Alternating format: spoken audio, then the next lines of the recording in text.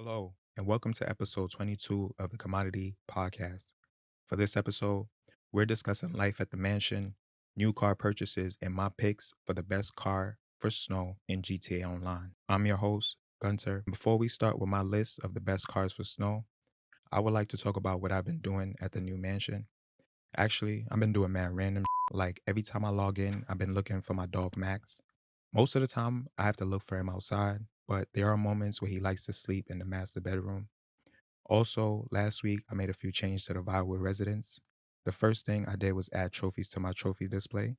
Adding trophies to your trophy display is actually pretty easy. You can access your trophy menu through your mansion management menu. However, I noticed if you're not close enough to the trophy display, then you won't be able to select the trophy option from the customization menu. So while you're in your mansion, walk towards your trophy display, then bring up your interaction menu. Next, you'll see Mansion Management. Select it, then scroll down to Customization. Then scroll down and select Trophies. The only trophies you can select are the ones you have unlocked. I'm missing a few, so first I checked the ones that I had unlocked, which is mainly money and business achievements. So I selected the trophies that highlight my accomplishments, like the nine-figure trophy, which is unlocked when you earn 100 million in overall income, the half a billion trophy, which is unlocked when you earn 500 million in overall income, and the 3 comma club trophy, which is unlocked when you earn 1 billion in overall income. The entrepreneur trophy, which is unlocked by owning 10 businesses, and the quincentenary trophy, which is unlocked by reaching rank 500. Overall, I think the trophy cabinet was a good feature. The theme for my cabinet is to show off my money accomplishments because I think I work hard for it without doing any money glitch, and my business accomplishments. These trophies are my validation and proof of being a credible YouTuber for business and money advice in GTA Online. Another thing I did was change some of the artwork in my mansion. The main change was the large painting in the entryway. I changed the artwork from Making Waves by James Alberts, which is actually a pretty good painting for the interior option, to the point of contact for 90,000. This is a watercolor painting location that's based in Sandy Shore, which I visit a lot and I've used it in some of my videos. Plus, the painting reminds me of just tranquility. I also changed some of the movie posters in the media room. I changed the main poster to Drive Fast, Die Slow, which was produced by Michael and signed by him, and the Rum Runners poster, which reminds me of LA Noir. And quick side note, guys, do you see what I mean? My dog Max just keep roaming the property. Anyways, I was looking for him to pet him, and I found him on the roof. So I saw the yoga mats and thought to myself, I've never tried yoga in real life, so why not try it in a game? And that's exactly what I did. Yoga in GTA is actually a pretty interesting thing. I don't think people will do it, but I will for sure, especially if I'm in a toxic lobby. Instead of getting upset if someone greets my cargo, I'll just set a bounty, let someone else handle it, and come to my mansion and do some yoga. Feel me? Like some woosah, namaste, all that relaxing. After all, this is my safe house in the hills. The last thing, well, the new addition to the mansion was 2 new cars I purchased this week. The first is the Lampadati Viceris, which is based on and spec as a 1973 Di Tomas Panther. It is mainly stock with only minor upgrades, which is how I want this car to be. Just my personal opinion, but not every car has to be fully upgraded. My next purchase was the Lampadati Tropaz Rally, which is one of my favorite rally cars. It is based on and spec as a 1974 Lancia Stratos. I'm currently working on both test drive videos, so stay tuned for more. So last year, around the same time, I released my first video on YouTube. That episode, I discussed my top 10 picks for the snow. Those picks consist of cars, SUV, and bikes. Since then, Rockstar has implemented numerous changes within the game. So for this episode, I'll discuss new picks along with some honorable mentions from last year's list. Keep in mind, this list is purely subjective to my own experience with these vehicles. So if there's a vehicle you think that should be on the list, feel free to add it in the comments below.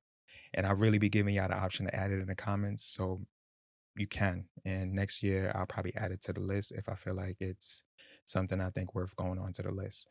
Also, real quick, this week, we also added the new Ubermatch XS4 and the Grati GT750 test drive videos. Both cars look identical to the real life version, and that's why both cars receive high ratings for design. With Christmas right around the corner, I recommend picking up one of these vehicles or both if you can afford it.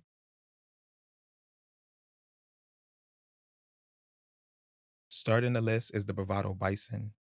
The Bison is a crew cab pickup truck. It's mainly based on the fourth gen Dodge Ram quad cab, and mine's is spec'd in this dark burgundy with the chromatic Z wheels. The Bison has a powerful V8 engine with more torque than horsepower, and the all-wheel drive system does allow it to handle well off-road and give it the ability to climb steep hills without a problem. It's priced at $30,000, and to be honest, it's actually pretty cheap. Probably one of the cheapest vehicles on this list, and I do think it's worth picking up for the snow. The next vehicle for this year's list is the Vapid Sand King XL. The Sand King is another high revving diesel sounding V8 crew cab pickup truck that's in GTA Online, and this one is lifted, which is why we added to the list. Plus, it's based on the third gen Ford Super Duty. The Sand King costs $45,000, and normally I wouldn't recommend this vehicle because of like it handles very poorly when you drive it on the road. But off road, to be honest, with the lift kit is where this truck comes in very handy. It has a fully functional four-wheel drive system, higher suspension, and knobby tires. So the Sand King can clear like any obstacle with ease and climb up vertical with ease. Next, we have the Canis Camacho. The Camacho is yet another pickup truck, and I'm not gonna lie, I only noticed the pickup truck trend while I was editing the videos. But in my defense, these trucks are some of the cheapest and most capable vehicles.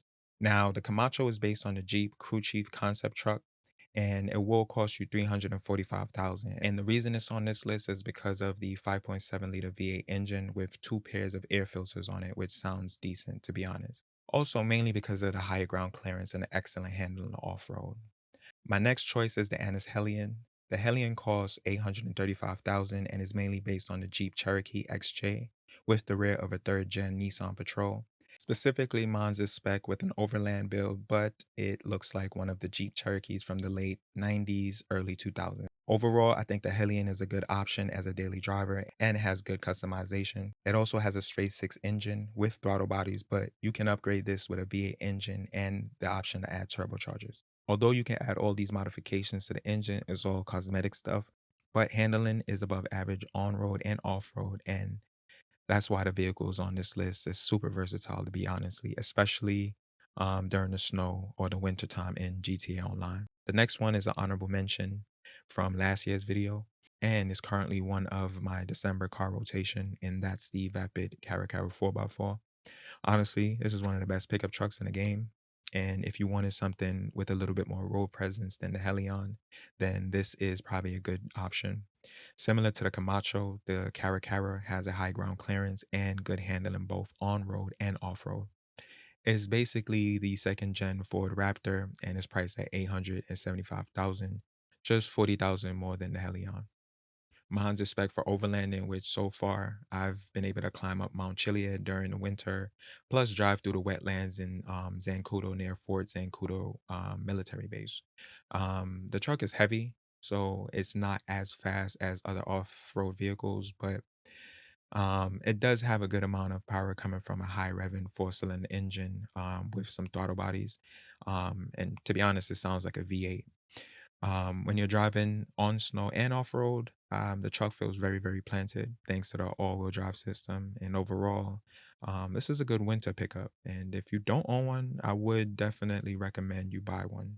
The next one is a car that I haven't used too much, but it is another honorable mention from last year's list, and that's the Weenie Issy Rally.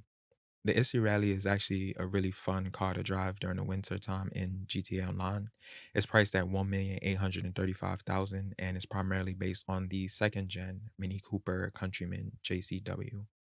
Um, it's not the best off road, especially going over bumps, but it's good on road, and when it snows in the game, it's pretty fun to drive. It's like a fast go kart, but much fun in the snow.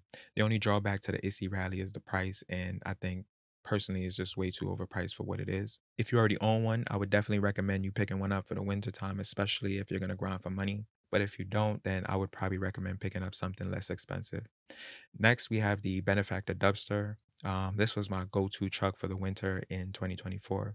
and my number six pick for last year. It costs you nothing, to be honest. You can just steal it off the street. And it's based off the Mercedes G Class 463 model. I was spec'd as a 1979 Mercedes-Benz G-Wagon. The truck is boxy, which prioritizes off-road functionality over aesthetics. Although it has V12 badging, the Dubster has a V8 underneath the engine, and due to the weight of the truck, it is hard to reach a top speed without curb boosting. It does have one of the best four-wheel drive system in the game and is one of the best off-road vehicles. Plus, if you add off-road tires, it makes it even better. Next, we have the Pfister Comet Safari, which is priced at $710,000. It's primarily based off the Safari-inspired Porsche 930 Turbo. Mine's is spec in this beautiful colorway with the black off-road wheels. Overall performance is decent on-road, but off-road is where this vehicle performs the best. The Fisker Comet Safari has a really great all-wheel drive system, which is one of the main reasons it's on this list. Next, we have the Ubermacht Rebella GTS, which is based on the fourth gen BMW X5. It's priced at $1,175,000 and is one of my top five SUVs in the game. Mine's is spec as the X5N competition in Donington Gray, and overall, the performance and handling on this truck is perfect. The only truck I tested that's faster than the Rebel GTS is the Tauros, and the only advice for using this truck in the snow is maybe to add off-road tires to help with traction. But yeah, I would definitely recommend you guys pick up the Rebel GTS. It's another great SUV option for the snow. Next, we have another honorable mention from last year, and that's the Fiesta Astron.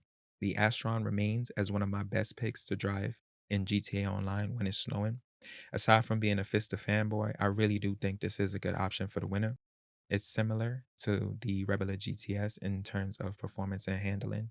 And just like in real life, the Astron costs way more than the Rebel GTS.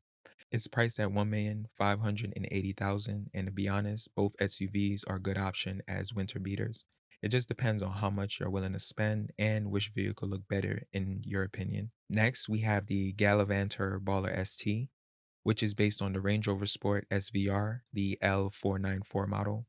When the Barla ST was first released, it cost 890,000, and now you can pick it up for $667,500. Under the hood is a single cam V8 engine block with a supercharger. The engine sounds similar to the Lampadati Novak, but with a much higher pitch, plus is very, very fast. Also, back in 2021, Rockstar gave everybody a chance to claim the Baller ST during that festive surprise event. So you probably already have this vehicle in your pick and you can use it for the snow this year in GTA Online. So yeah, I would definitely recommend you guys pick up the Baller ST. It's a great luxury SUV option for the snow. The last vehicle on this list is another great luxury SUV option, especially if you own one of the three mansions. And what screams luxury more than the Gallivanter Baller STD? It's priced at $1,715,000 and it's one of the best looking luxury SUVs in the game or as a daily driver. Plus, it's one of the only SUVs in the game with multiple generations, starting with the OG first gen Baller, the second gen Baller, the Baller ST, and now the STD, which in game would be the fourth generation model within the Gallivanter lineup of SUVs.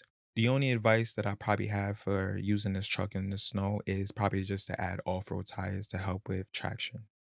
Honestly, I thought for this Mansion DLC, we would get at least the new G-Wagon or at least the Ferrari Sangue. Hell, even the Aston Martin DBX would have been a good option, especially if it had the same engine sound and the exhaust note as the Slogan GT. Well, that's my list of cars for snow for this year. Hopefully, this is the last year for us in Los Santos.